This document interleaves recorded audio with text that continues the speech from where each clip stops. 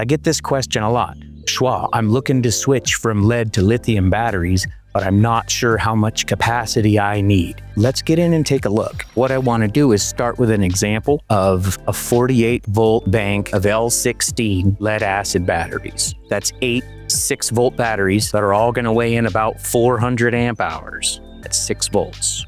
So when we put them all together in series, what we've got is 400 amp hours times 48 volts. Now, Ohm's law tells us that we can go through and do the math on this. That's 19,200 watt hours, which we would say is 19.2 kilowatt hours of stored power in it. Now, with a lead acid battery, we can only use 50% of what's in there. That's 9.6 kilowatt hours of usable capacity in a 400 amp hour, 48 volt lead acid battery bank, which has a total of 19.2 kilowatt hours of stored power. And we're allowed using 50% of that. 50% depth of discharge on lead. That's how we get 9.6 kilowatt hours of usable power in this battery bank. What we're going to do now is make a basic comparison.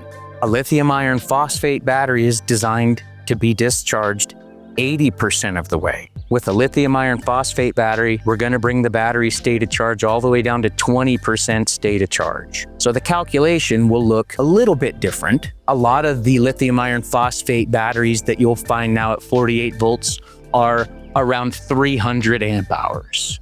So that's a good starting place. This would also be a 48 volt, 100 amp hour lithium iron phosphate battery with 3 of them in parallel. For the sake of our example, we're going to get in and use 300 amp hours of lithium at 48 volts. And that will be our starting spot. We'll run through and do the same calculations. That's a total of 14,400 watt hours of stored power, or we would say 14.4 kilowatt hours. It's total in that bank. Now, we're allowed to use 80% of what's in this battery. Our total amount of usable power in this battery from 100% is 11.52 kilowatt hours. In 300 amp hours of lithium iron phosphate batteries, you have slightly more capacity than a lead acid battery bank at 48 volts and 400 amp hours. The difference is that lead batteries can only be used 50% of the way, and lithium batteries can be used 80% of the way.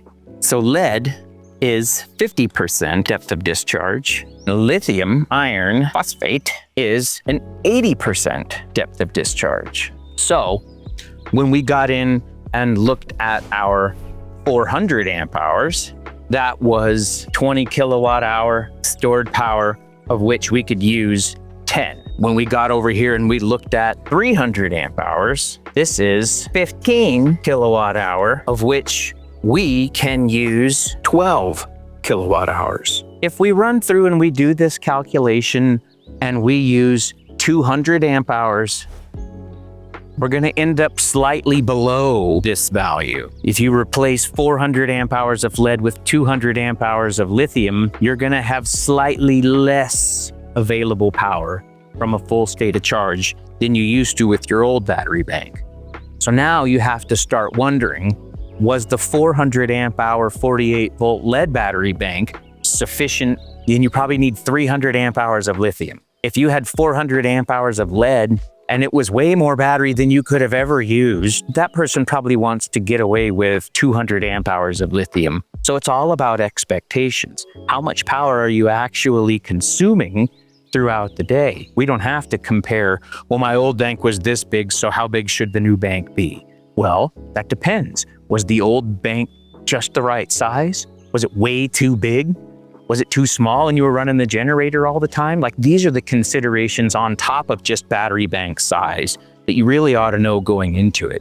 Hope this has been helpful. Don't forget to like and subscribe this channel if you want to be staying tuned for all the future content. You won't regret it.